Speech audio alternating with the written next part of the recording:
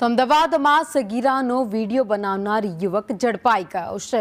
Palladium મોલના changing રૂમમાં આ video બનાવ્યો હતો। વિડીયો બનાવતા સગીરા જોઈ જતા જ આખો ભાંડો ફૂટી ગયો। સગીરાના કપડાં બદલતા 4 વિડીયો મોબાઈલમાંથી મળી આવ્યા છે। વસ્ત્રાપુર પોલીસે રવિ પ્રજાપતિની ધરપકડ કરી છે। કેસની તપાસ એસટીએસસી સેલને સોંપવામાં આવી છે।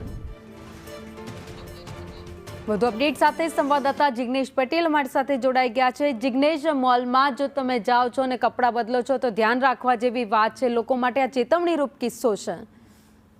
સ્વાભાવિક છે કે કારણ કે જે બનાવ બને છે તો ખૂબ જ ગંભીર છે। 14 વર્ષની સગીરા જ્યારે મોલના ચેન્જિંગ રૂમમાં કપડાં બદલતી હતી ત્યારે તેના બાજુના જ રહેલા કમ્પાર્ટમેન્ટમાંથી એક યુવક તેનો વિડીયો બનાવતો હતો અને જ્યારે સગીરાને આ અંગે હકીકત જાણ આવી ત્યારે તેને તાત્કાલિક તેની સાથે તેના માતા આવ્યા હતા। તેને આ અંગે જાણ કરી અને જે યુવક હતો તેના હાથમાંથી મોબાઈલ છીનવી લીધો હતો।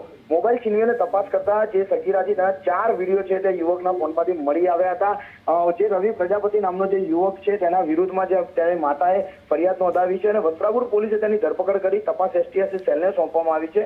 પરંતુ આ પહેલી વખત નથી કે આ રીતના બનાવો સામે આવ્યા હોય। કેટલી વખત જે ચેન્જિંગ રૂમ છે તેના મિરરની પાછળ પણ કેમેરા રાખવામાં આવ્યા હોય છે। ઘણી જગ્યાએથી જે લેડીઝ ટોયલેટ છે તેમાંથી પણ મોબાઈલમાંથી વિડીયો રેકોર્ડ કરતા હોવાના જે બનાવો છે તે સામે આવે છે। માટે જાહેર કોઈ પણ જગ્યાએ જો મહિલાઓ જાય છે ચેન્જિંગ રૂમમાં જાય છે તો તમામે સચેત રહેવાની જરૂર છે કારણ કે આવા બનાવો કોઈ પણ વ્યક્તિની સાથે બની શકે છે।